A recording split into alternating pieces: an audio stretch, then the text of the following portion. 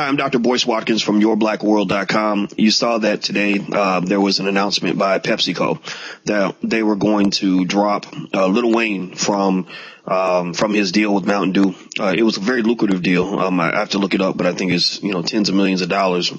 And this came shortly after they had also swiped a commercial done by Tyler, the Creator, another artist out on the West Coast.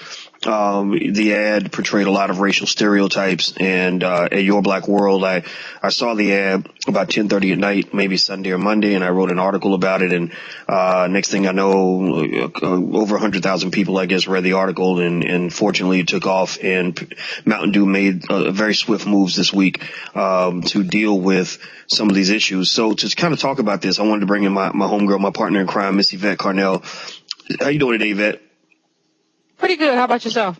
I'm doing really well. I have to calm down because I have so many emotions going through my mind and my body right now, especially after I heard that PepsiCo did the right thing and they cut Lil Wayne from his contract.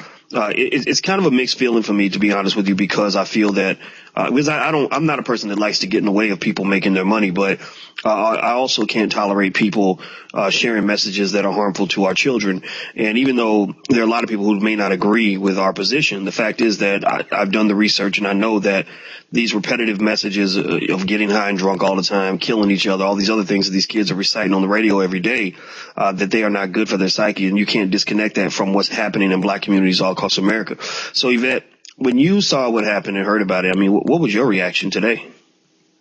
Well, honestly, I was surprised. I was very surprised. I knew the work that you had put into this and what led up to this, but I was surprised that they pulled the Tyler, the Creator GOAT ad, and then within the next day, like we're Tyler, the Creator just spoke on that, recently did an interview with Billboard, and then today to drop Lil Wayne, it just kind of makes me feel that there's been sort of a paradigm shift in terms of the black people who are now being allowed to speak for the black community, that we've been silent for a while. There have been a lot of people who've disagreed with these lyrics, who have disagreed that everything should be about getting drunk, getting high, or having some sort of an orgy, that shouldn't be repeated.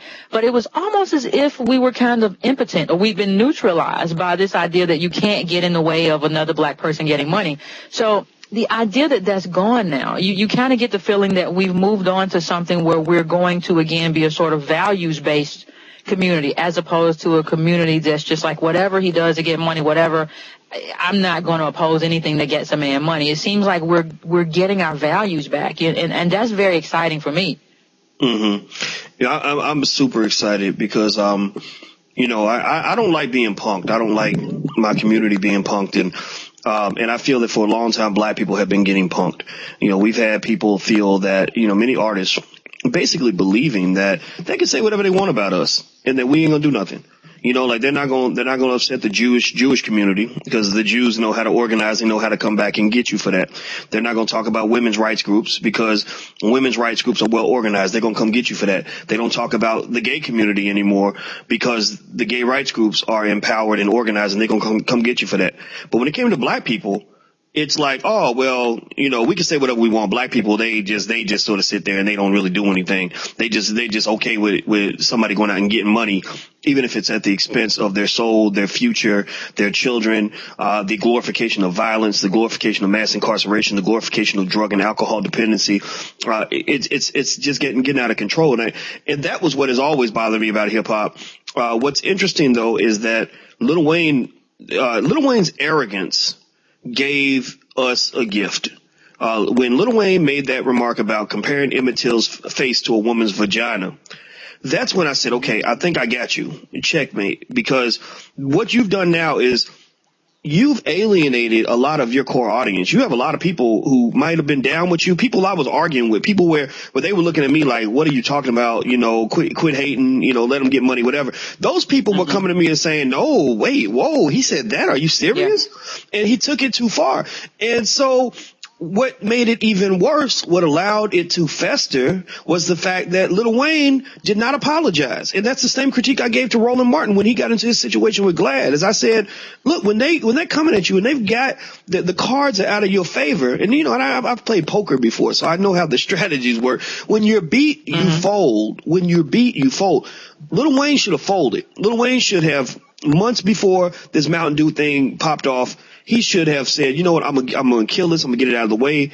I will issue the most sincere apology I possibly can. I might visit with the family. I'm gonna go to the Emmett Till Memorial Museum. I'm gonna do everything I can to make sure this is not getting in the way of my money. But you know what Wayne did? Wayne said, black people don't matter. Black people don't have any power. I don't have to apologize for shit. Excuse my French. I think that's what he was thinking.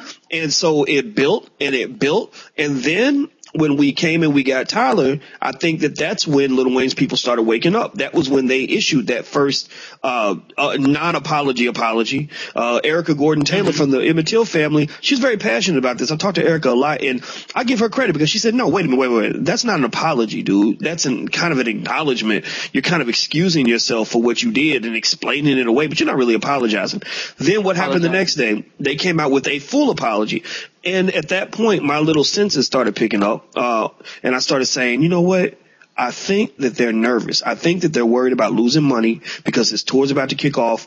I know how corporate America thinks. Corporate America is very conservative. They don't want all this controversy around a tour they're probably spending $50, $100 million on, or whatever they're spending on this thing.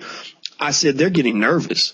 And so it didn't. So when I got that call and heard that Lil Wayne had been dropped, I said, bingo, touchdown. And I hate this. I hate the fact that I had to, get in the way of another black man's, economic prosperity. But the fact is that for the longest time, you have been spitting these lyrics. And again, I give Wayne so much credit for being a brilliant artist. I don't care what anybody says. The man is a genius. He's a very smart guy. He makes good music about 85% of the time. But there's that fringe where he's always pushing the envelope, always trying to say some stuff that is just unacceptable, rapping about, I'll go in your house and shoot your grandmother up. I'll kill your little baby. I'll take your girlfriend, make her nut for me, then slut for me, then steal for me, then kill for me. And of course it'll be your cash. And then I'll murder that bitch and send her body back to your ass. That was one of, so it's like, you can't say that type of thing about, human beings, let alone your own people, and expect us to sit idly by and allow you to do that. So I don't care what anybody says. I don't care how many haters we have on Twitter. I don't care how many people get upset or whatever.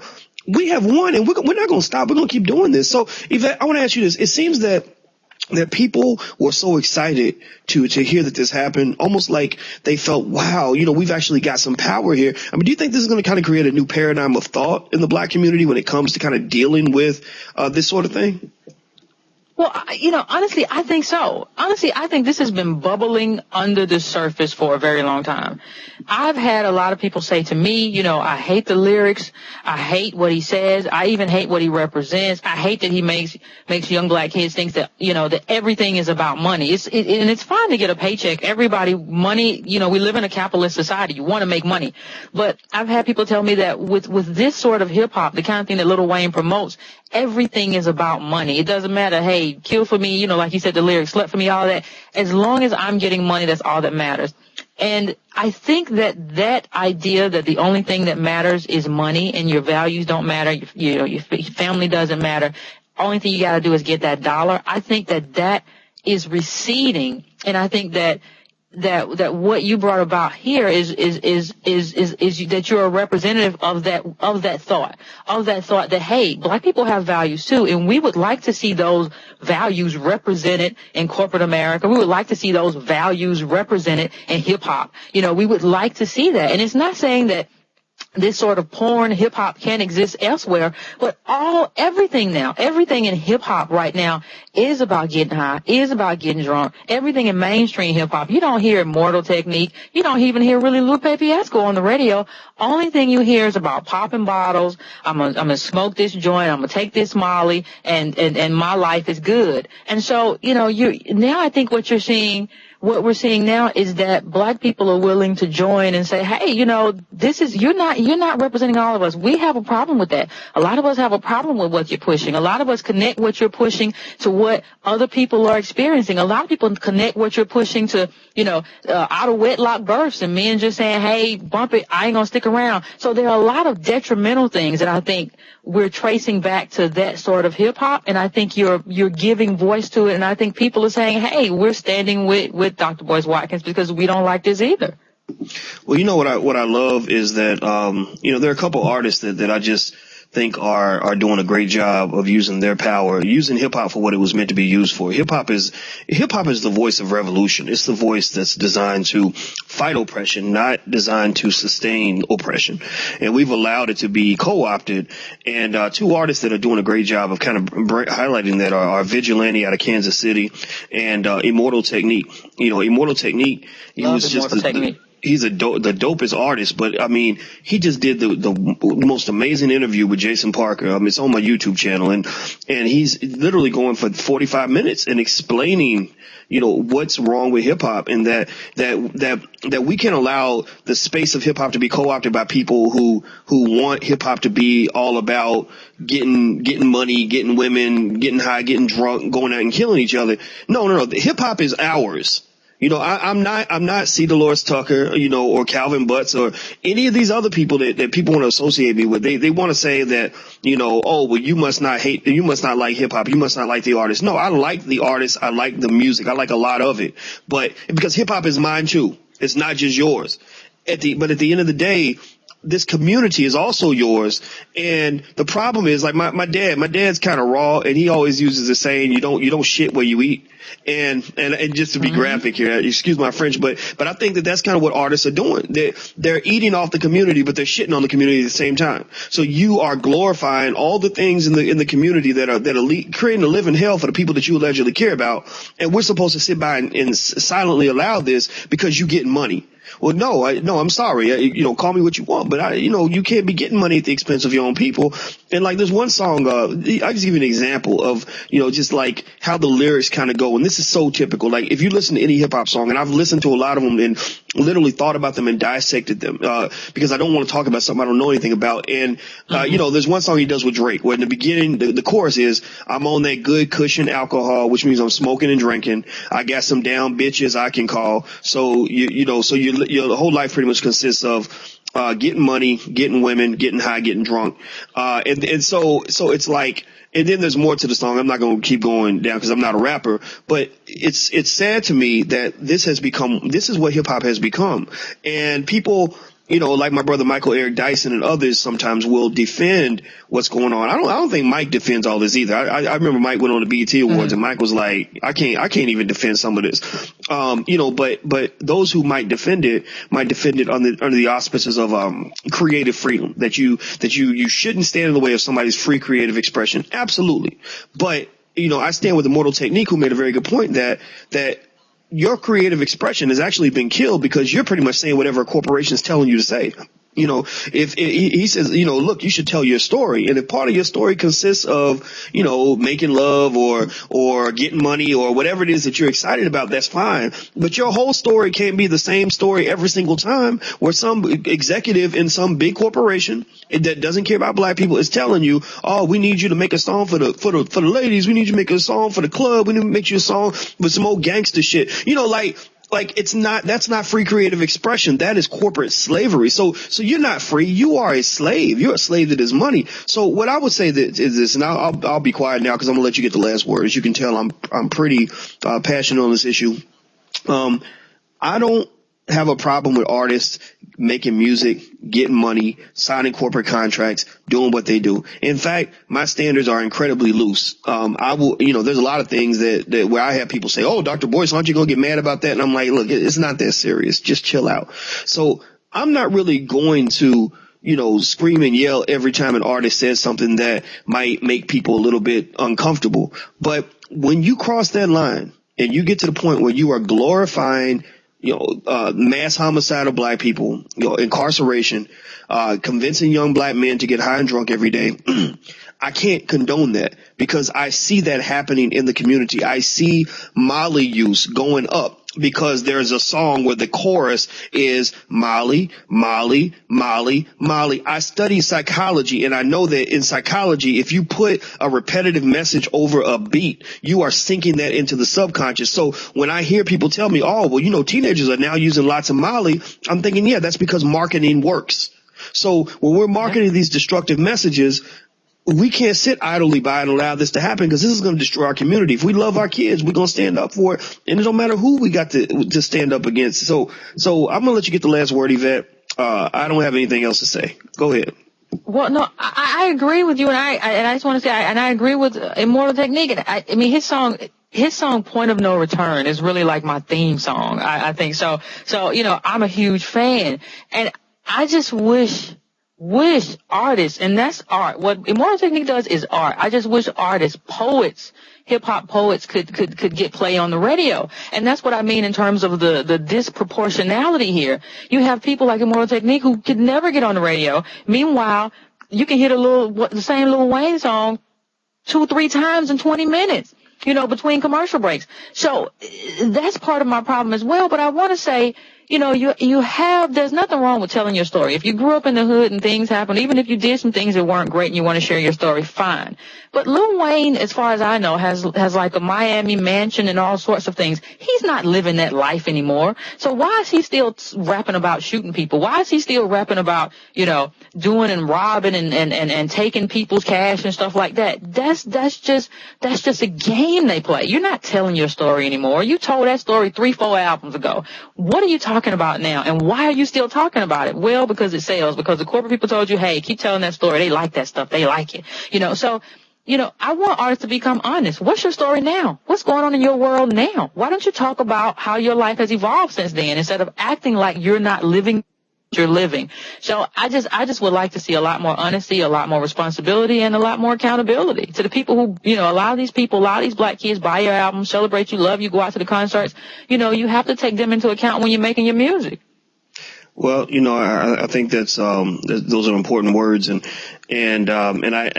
I told this story briefly earlier when I was you know, kind of addressing, you know, this stuff with Tyler, the Creator.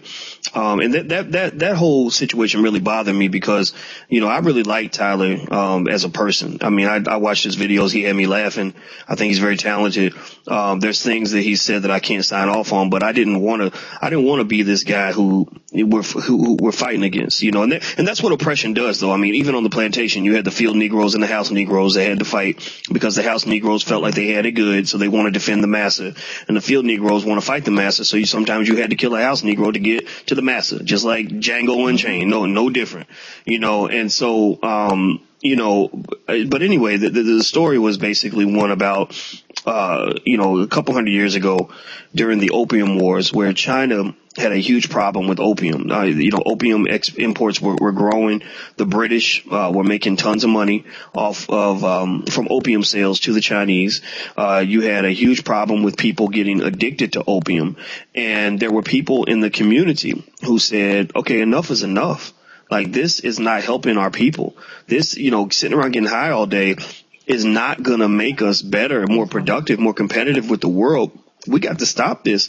And they had to fight and kill some of their own people.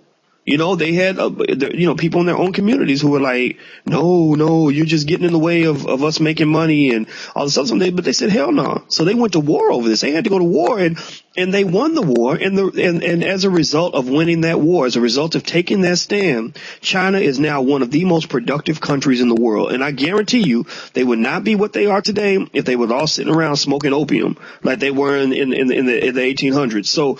So I say that, you know, to people who care about this issue, and just understand, I'm not Barack Obama. I'm not a bridge builder. I'm not always good at bringing people together. I'm more of a mobilizer. You know, if you are in the choir, then I can preach to you. If you're not in the choir, you might be mad at me. So if you're in the choir, if you are among those people who are tired of what you're seeing in your community, tired of hip hop glorifying this violence and the devastation that's all around us, then we need to understand that we are at war. we are at war and everybody needs to be a soldier. So when you go out and you're talking to people, I don't care if you're the only one in that group who says this is not acceptable. Speak up and use that voice. I think somebody asked me today, they said, well, Dr. Boyce, if you're supposed to be a so-called black leader, then why are you saying this stuff on Twitter? And I said, look, I don't even really know if I am a leader or not. I mean, I'll take a leadership role, but I'm not trying to be Jesse Jackson or Al Sharpton. The greatest black leader in the world is the leader inside of you. You know, you are your own greatest black leader. So I encourage everybody to stand up and lead. And this is a watershed moment in black history. This is the time that we're reclaiming our community, and we are going to occupy our neighborhoods, and we are not going to allow this poisonous message to destroy our children. I've seen too many dead babies to sit by and allow this to happen. So I'm sorry to Lil Wayne. I know he lost a lot of money, and I don't know what the repercussions are going to be. But at this point, I just don't give a damn. So thank you, Yvette, for your time. I really appreciate it. No problem. And thank you all for checking us out at yourblackworld.com. And until we meet again, please stay strong, be blessed, and be educated. We are gone. Peace.